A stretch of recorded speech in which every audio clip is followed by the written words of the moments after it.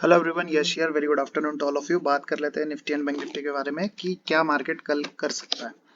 फिलहाल जो ये यहाँ पे रेड कैंडल दिख रहा है वन डे के टाइम फ्रेम पे, ये एक बेरिश है।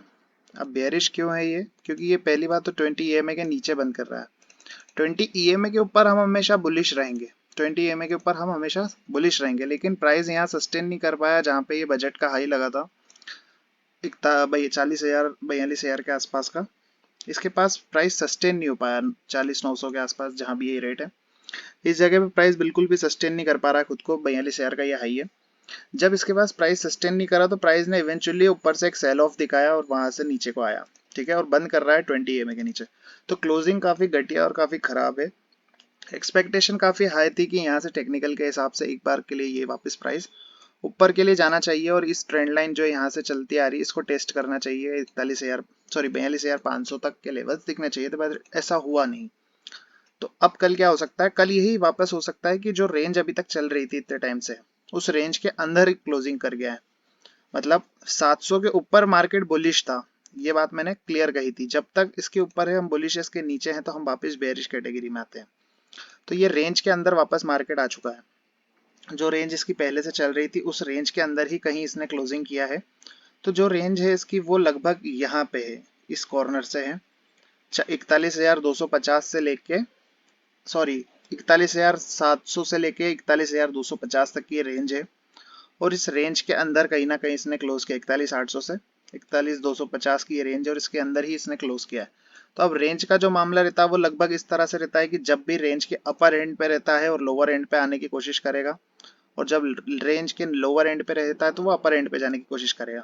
तो अब इस पे जो चांसेस बन रहे हैं वो लगभग यही बन रहे हैं कि ये वापस 41,250 तक के लिए ट्राई करे और उसके नीचे हो सकता है ये अब की बार नीचे को ही निकल जाए, क्योंकि प्राइस ऊपर के लिए सस्टेनेबल नहीं है।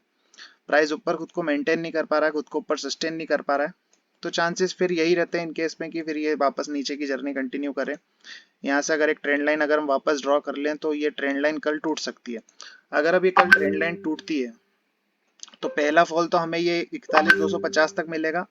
इसके नीचे जब ये फॉल जाएगा तो फिर ये 40,800, ये किसी भी लेवल तक आ सकता है और फॉल काफी बड़ा भी हो सकता है। उसमें कोई बड़ी बात नहीं कि अगर फॉल काफी बड़ा हो जाए, ठीक है। तो चांसेस यही रहेंगे। अब जब तक यहाँ पे वापस हमें 41,700 के ऊपर या 750 के ऊपर कोई क्लोजिंग ना मिले, तब तक हमें बाय नहीं करना है, ठीक है।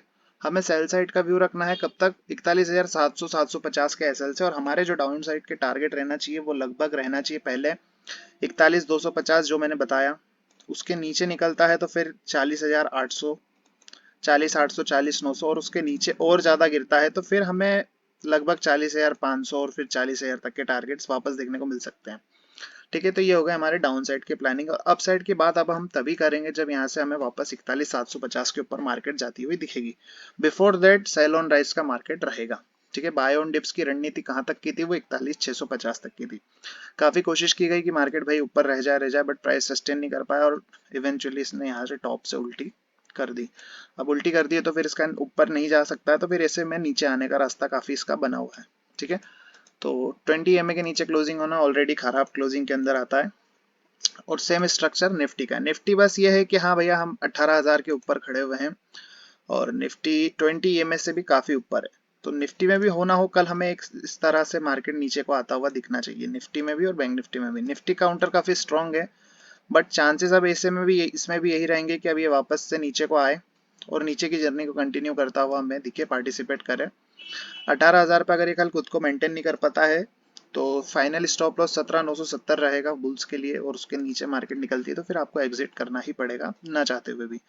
तो इसमें भी चांसेस यही बन रहे हैं कि अब ये नीचे की जर्नी कंटिन्यू करे और नीचे को आए एक बार के लिए। निफ्टी में जो टारगेट्स निकल के आते हैं वो लगभग वापस 17,880 तक के आएंगे। इसके नीचे निफ्टी और ड्रैग होता है तो फिर 17,670, और उसके नीचे निकलता है तो फिर वो 17,500 और 17,300 तक के टारगेट डाउन साइड के लिए आते हुए दिखेंगे। निफ्टी में फ्रेश बाई का अटेम्प्ट हम वापस कर सकते हैं, वो रहेगा 18,050 के ऊपर, 18,050-60 के ऊपर हम वापस अटेम्प्ट कर सकते हैं। निफ्टी उतना खराब नहीं है जितना बैंक निफ्टी है। और फिन निफ्टी की अगर मैं बात करूं जिसकी एक्सपायरी मंगलवार की रहती है, तो फिन निफ्टी भी फिलहाल 20 EMA से ऊपर क्लोज कर रहा है, बट क्लोजिंग खराब है क्योंकि हम पिछले दिन के क्लोज और लो पिछले दिन के क्लोज के नीचे क्लोज हो रहे हैं, ठीक है।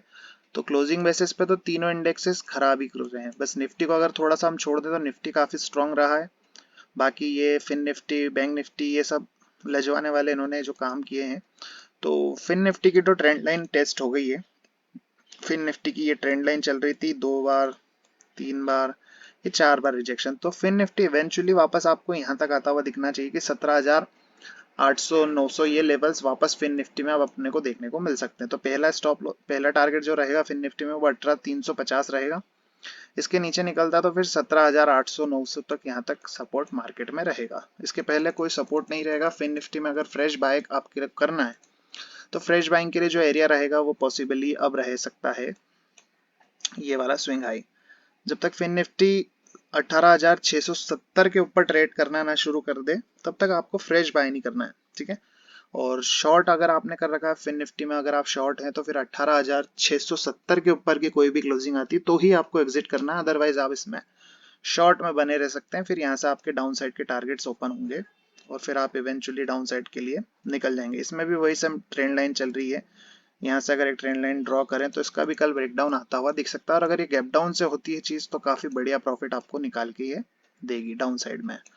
तो पॉसिबल है कि भाई आपको कल मार्केट गैप डाउन से ओपन लेता हुआ दिखे और फिर काफी नीचे को मार्केट चले जाए, ठीक है।